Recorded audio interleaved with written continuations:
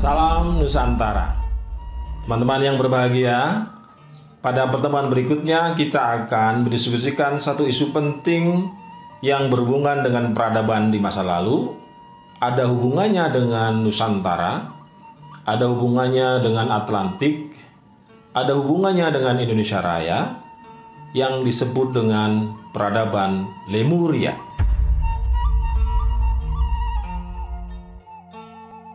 Kita tahu dari Nusantara mendapatkan warisan jalur rempah. Dari Atlantik kita mendapatkan mentalitas samudra.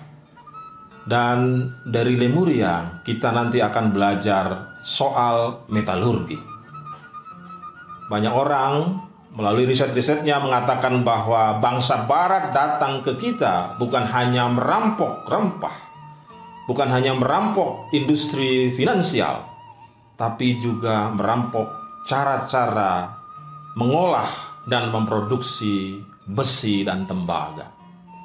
Saat bangsa dan negara lain baru memproduksi alat-alat musik dari kayu, dari kulit, dan dari hal yang remeh-temeh, nenek moyang kita telah berhasil melakukan industrialisasi yang sangat sempurna berkenaan dengan campuran logam, tembaga, dan batu. Pada keris, pada grinding, pada gending, dan pada alat-alat perang, bukti-bukti itu ada di lapangan. Agar bangsa ini kembali hebat sebagaimana para nenek moyang, agar generasi berikutnya tidak paria di arena global, tidak ada cara lain kecuali kita mendiskusikan kembali, menguasai kembali metalurgi. Dan dari diskursus peradaban yang disebut dengan Lemuria, ilmu pengetahuan metalurgi bisa didapatkan dan dicari akar-akarnya. Karena itu saudara-saudara, menghadirkan diskursus Lemurian adalah keniscayaan yang tidak bisa dielakkan. Satu peradaban besar yang akan kita besarkan lagi di masa depan karena kemampuan kita menghadirkan ilmu, pengetahuan, dan teknologi, yang teknologi itu kemudian menjadi alat utama pemakmuran, kesentosaan, sekaligus keadilan kita semua. Salam Nusantara. Ini tema yang menarik dan tidak banyak yang menggeluti karena dua hal. Tema ilusi. Satu diskursus yang lebih banyak pada angan-angan, pada kisah-kisah, pada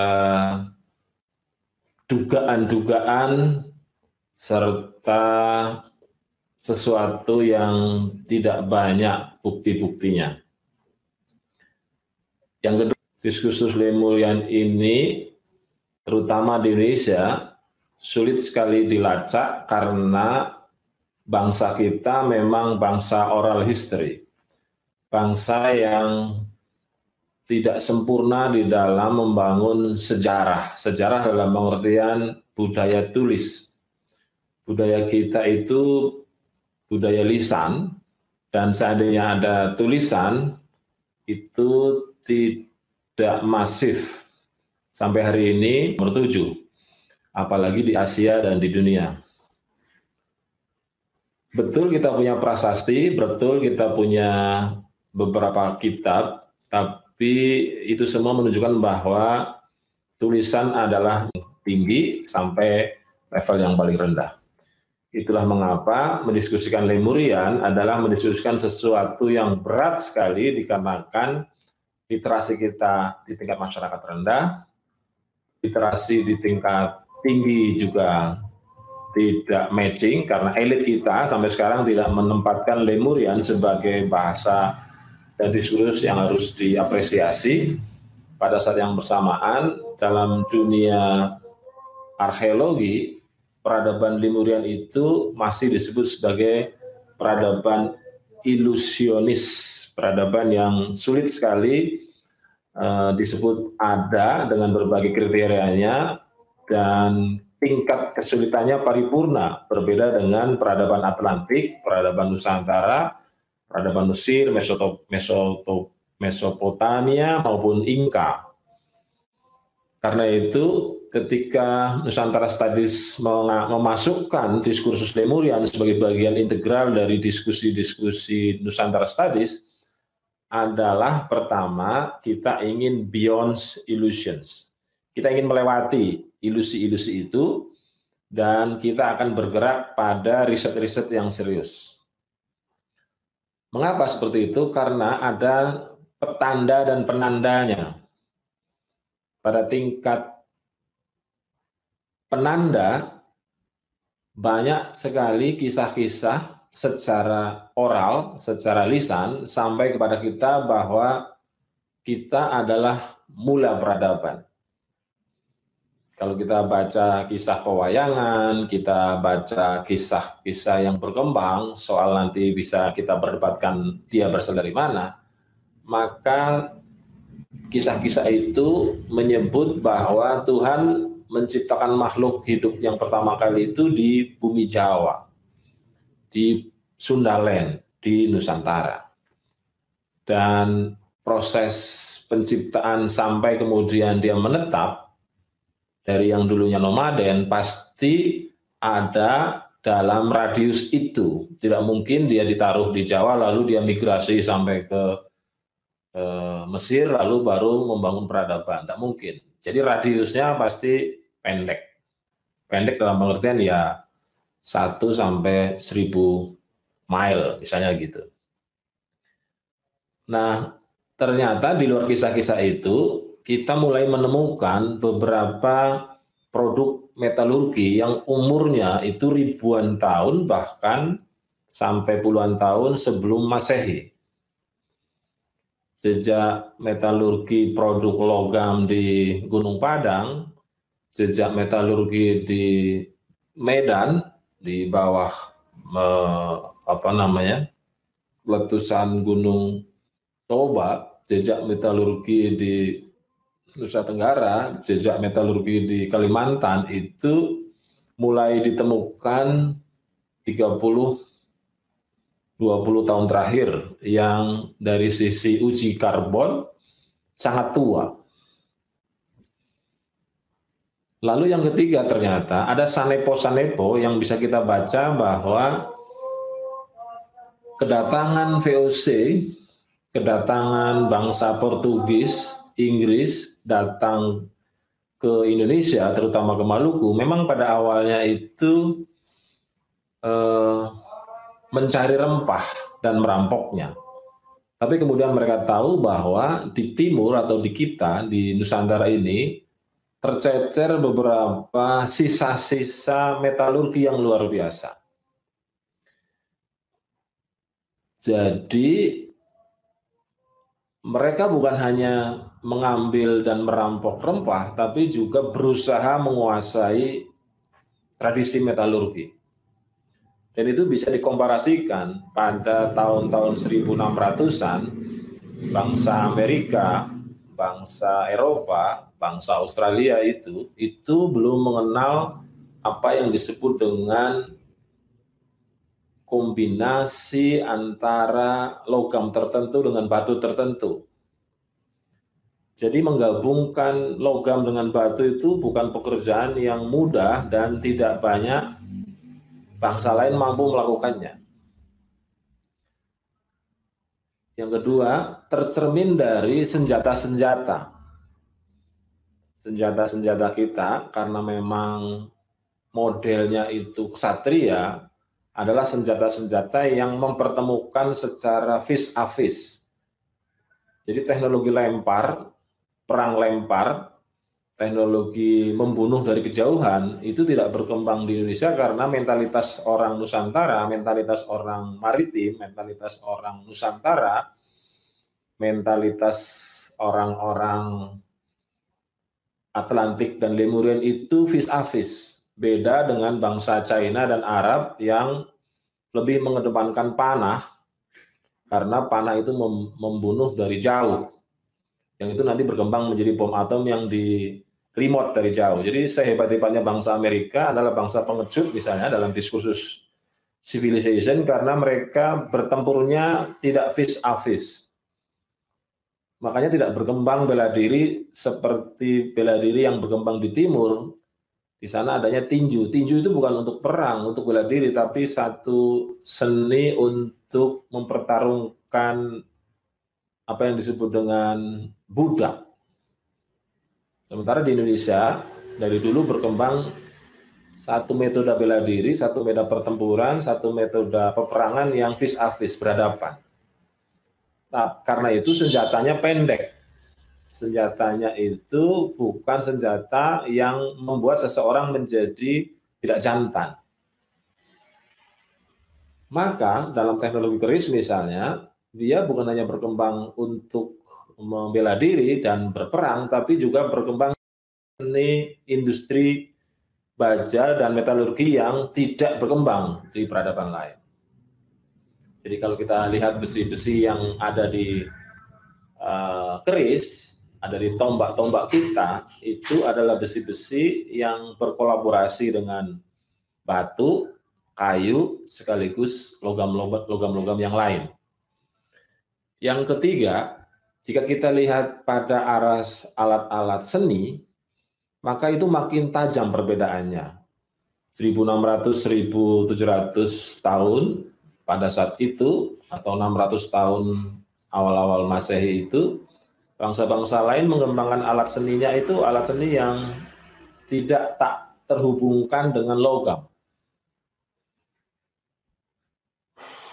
Kita tidak menemukan alat-alat kesenian, alat-alat musik, alat-alat modernitas yang berbasiskan logam. Tapi di kita, kalau kita lihat gending, itu hampir 65% bersumber dari satu ilmu metalurgi yang luar biasa. Dan bukan hanya metalurgi yang luar biasa, ia terhubungkan dengan satu kesadaran spiritual. Jadi kalau bangsa lain itu musiknya, let's say, tidak ritmik, maka ritmik di Jawa dan di Nusantara itu sudah ratusan tahun. Jadi khasanah musik yang luar biasa hybrid itu bisa dilihat dari gending yang mewakili berbagai instrumen alat musik tapi menghasilkan harmoni yang luar biasa. Jadi gending sebenarnya adalah orkestra purba. Berbeda dengan orkestra modern seperti yang ada di Eropa dan Amerika, itu orkestra modern yang juga sampai sekarang tidak aware terhadap alat-alat musik metalurgi. Gitu. Ya paling senar, biola, apa itu gitu. Tapi gong dan seterusnya itu enggak ada. Jadi ada dua perbedaan dalam peradaban musik timur dan barat nih.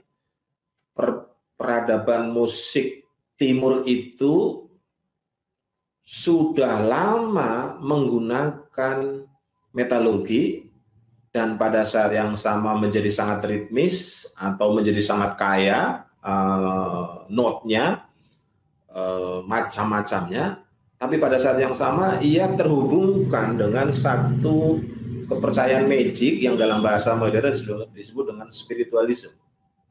Jadi kalau kita tabuh gong itu sinonim dengan yang agung. Yang agung itu adalah ia yang tak terpikirkan. Jadi selalu musik-musik timur dari sisi alatnya sudah sangat modern, tapi dari sisi yang lain ia terhubungan dengan satu metode yang disebut dengan segitiga kehidupan, spiritualism, intelektualism, dan kapitalisme. Di barat itu tidak ada aspek-aspek spiritualisme dalam konteks musik. Seandainya mulai berkembang itu karena ada migrasi beberapa musikus Timur Tengah ke barat, lalu tumbuh dan berkembang. Tapi sebenarnya ontologinya tidak. Nah, perbedaan-perbedaan itu sudah banyak yang merisetnya dan tidak ada bantahan. Itu artinya tradisi metalurgi kita adalah tradisi yang kemudian diambil oleh para penjajah, pelancong, untuk mengembangkan nuklir, untuk mengembangkan alat perang yang tidak berjiwa kesatria dalam tradisi Barat. Jadi berpindahnya rempah dan herbal, berpindah kemampuan memproduksi alat-alat seni dan alat-alat perang yang berbasis metal, yang berbasis besi, logam, dan sebagainya itu menyebabkan kita mengalami kekalahan-kekalahan secara berulang di zaman modern. Habisnya rempah, habisnya pengetahuan metalurgi itu membuat kita mengecil dalam pengertian fisik. Jadi Barat sekarang tumbuh satu genosida terhadap bentuk tubuh yang kecil, bentuk tubuh yang kurus, bentuk tubuh yang tidak sehat, karena mereka kemudian mengkonsumsi hasil rampokan kita dan mengembangkan satu metalurgi baru yang berbeda sama sekali dengan metalurgi dengan ontologi timur, yang disebut dengan metalurgi teknologi untuk melakukan apa yang disebut dengan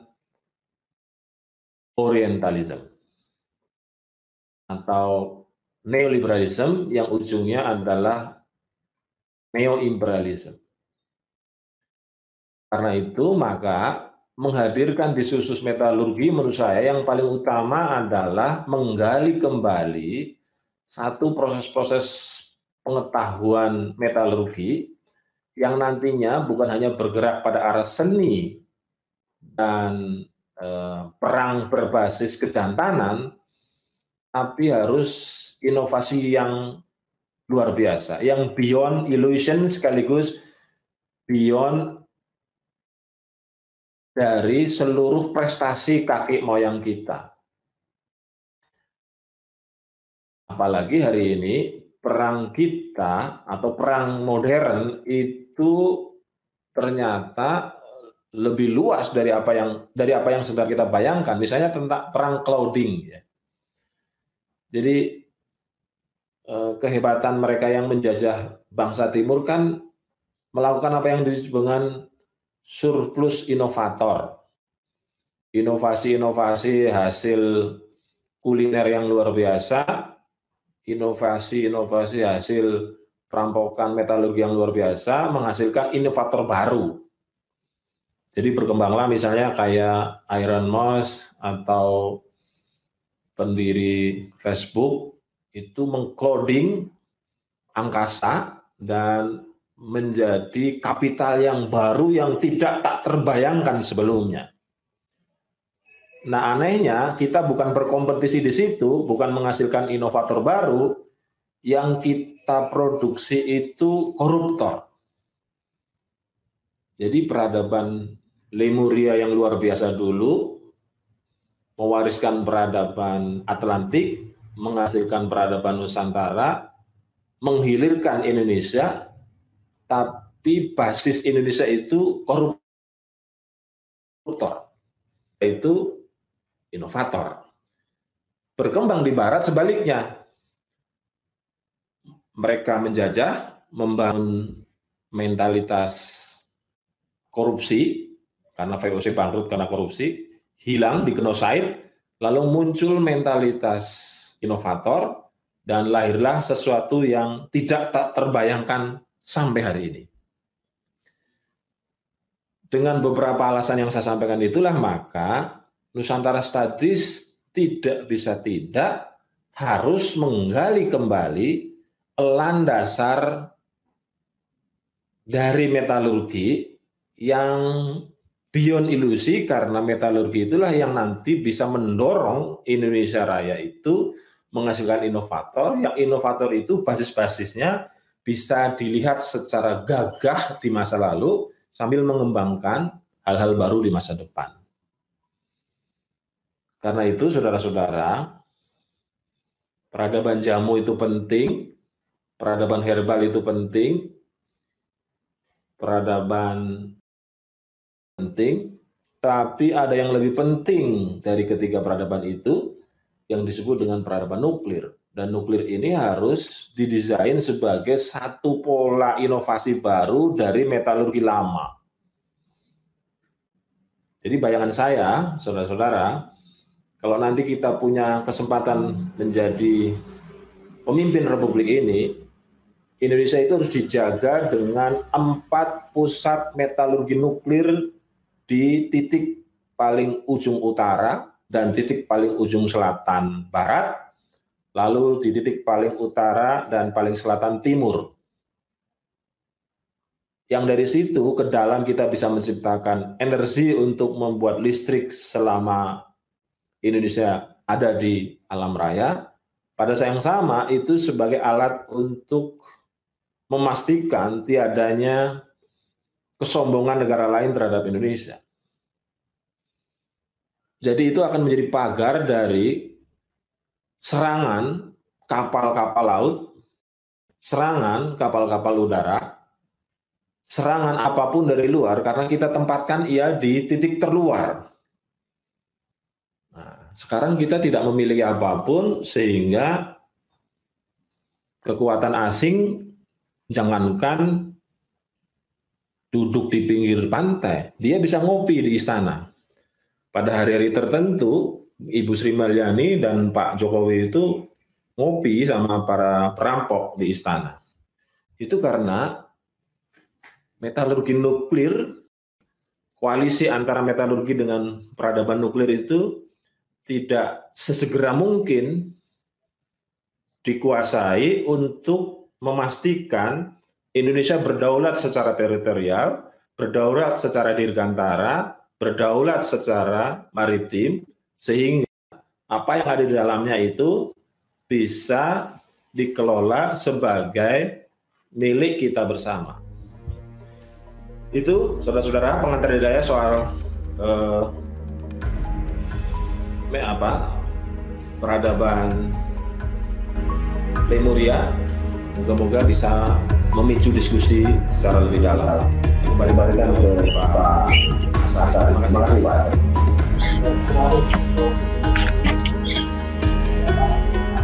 Ada suaranya. Enak aja.